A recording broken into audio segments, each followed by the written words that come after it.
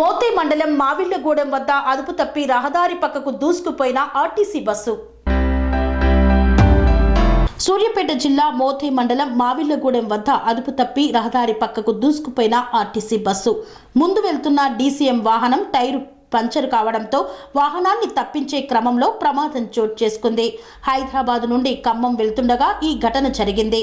Driver అప్రమత్తతతో పెను ప్రమాదం తప్పింది. ప్రయాణికులు సురక్షితంగా ఉన్నారు.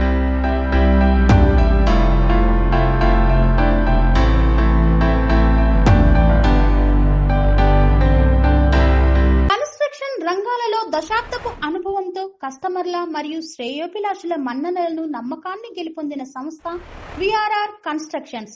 నాణ్యతకు నమ్మకానికి మారుపేరు విఆర్ఆర్ కన్స్ట్రక్షన్స్.